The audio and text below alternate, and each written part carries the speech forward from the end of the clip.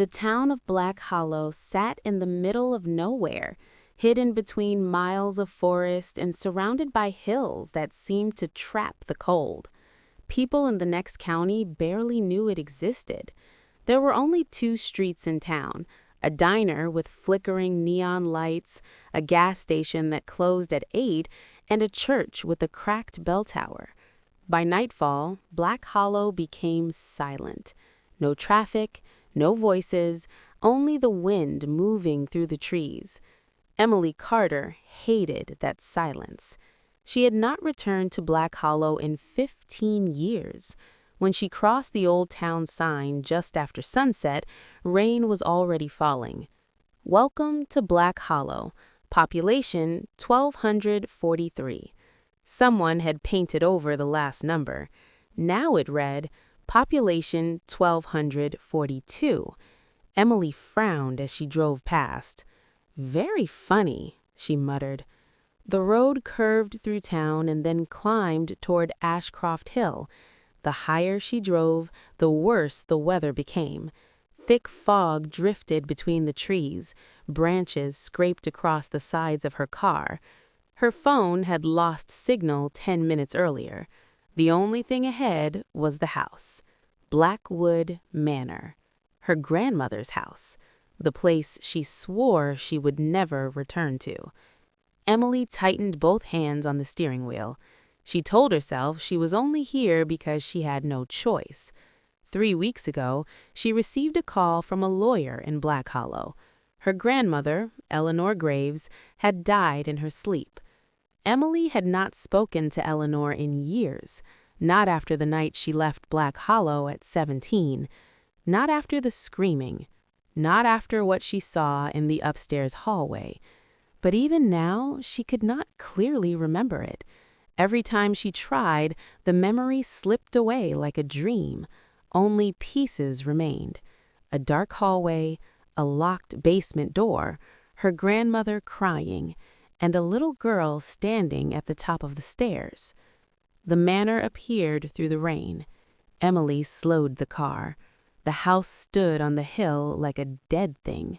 3 stories tall, tall black windows, a roof bent with age, cracked stone walls covered in dead vines. The iron gate at the front hung open, creaking slowly in the wind. No lights glowed inside. The entire house looked empty. Yet Emily had the strange feeling that someone inside was watching her arrive. She parked near the front porch and turned off the engine. Immediately, everything became quiet. Too quiet. Rain struck the roof of the car. The woods behind the manor swayed in the darkness. Emily remained in the driver's seat for nearly a minute. "Go in," she whispered to herself. "Spend the night, meet the lawyer in the morning, sell the place, leave." That was the plan. One night, nothing more. She grabbed her suitcase from the back seat and hurried through the rain. The porch steps groaned beneath her feet. The front door was larger than she remembered, painted dark green, the brass handle covered in rust. She unlocked it with the key the lawyer had mailed her. The lock clicked. For a second, Emily hesitated. Then she pushed the door open. The smell hit her first. Dust, mold, rotting wood, and beneath it all, something sweet and rotten, like flowers left too long in a vase. Emily stepped inside. The front door slammed shut behind her. She jumped. The entrance hall was dark. Her flashlight barely reached the far end. She saw the grand staircase in front of her, splitting into 2 directions at the second floor. A grandfather clock stood against the wall, silent and covered in dust. Portraits lined the walls, dozens of them. Men in black suits, women in old-fashioned dresses, children with pale faces. The beam of her flashlight moved across them. Every painted face seemed to stare back. The house creaked. Emily froze. Then she heard it. Breathing. Slow. Deep. Not hers. Someone else's. Somewhere upstairs. "Hello?" she called. Her voice echoed through the hall. No answer, only silence. Then thunder shook the house. A flash of lightning filled the room. For the briefest second, Emily saw someone standing at the top of the staircase. A little girl. She wore a white dress. Her dark hair hung over her face. She stood perfectly still, watching. The lightning vanished. Darkness swallowed the hall. Emily's heart pounded. "No," she whispered. She lifted the flashlight toward the stairs. There was nobody there, only dust floating through the beam. "You're imagining things," she said. "You haven't slept. You've been driving all day." Still, she could not stop staring at the top of the staircase. Something felt wrong. The air inside the house felt colder than outside, and there was another feeling, recognition, as if the house remembered her. Emily walked slowly into the living room. Furniture stood beneath white sheets, a fireplace filled with ash. Bookshelves covered every wall. On the table beside an old armchair sat a teacup. Inside was dark liquid, fresh. Steam no longer rose from it, but it had not been there long. Emily stared at it. "No," she whispered. Her grandmother was dead. The house was empty. So who had been sitting there? A sound came from upstairs. Footsteps, soft. 1, 2, 3, then silence. Emily backed toward the doorway. The flashlight swept across the portraits again. One of them caught her attention. It showed a little girl standing beside a window. She wore the same white dress, the same dark hair, the same pale eyes. Emily moved closer. A brass plate beneath the portrait read, "Clara Blackwood, 1871 to 1879. Emily felt a chill run through her body because she knew that face. It was the girl she had seen on the stairs, and suddenly another memory returned. She was 8 years old, standing in this same hallway, her grandmother kneeling in front of her, holding her shoulders so tightly it hurt. "Listen to me," Eleanor whispered. "If you ever see Clara, do not follow her." The memory vanished. A loud bang echoed somewhere above.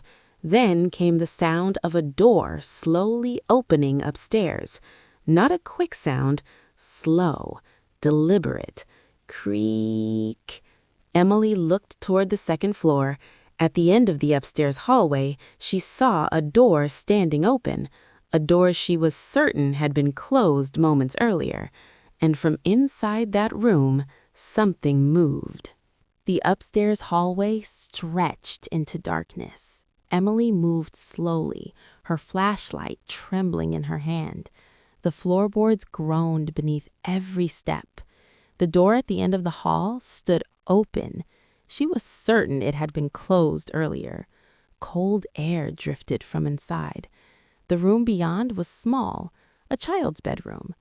Dust covered everything, the tiny bed, the dresser, the rocking horse in the corner. But one thing looked untouched, a porcelain doll sitting upright on the bed. Its face was cracked, its eyes were blue, and it was staring directly at the door. Emily swallowed hard. "Very funny," she whispered, though she was alone. She stepped inside. The room smelled faintly of lavender. Rain tapped against the window. On the wall above the bed, written in faded pencil, were the words, "Don't let her in the basement." Emily stared. "What?" She moved closer. The writing looked old, very old, as if someone had scratched it into the wall years ago. A floorboard creaked behind her. Emily spun around. The doll was no longer on the bed. It was sitting in the rocking chair by the window, facing her. Emily stumbled backward. "Nope!" She hurried from the room and slammed the door shut. The hallway was silent. Then she heard it, a child laughing, soft somewhere below her. downstairs, near the basement door. The basement door was in the kitchen. Emily remembered it immediately. When she was little, her grandmother had forbidden her from going near it. "Never open that door after dark," Eleanor had said.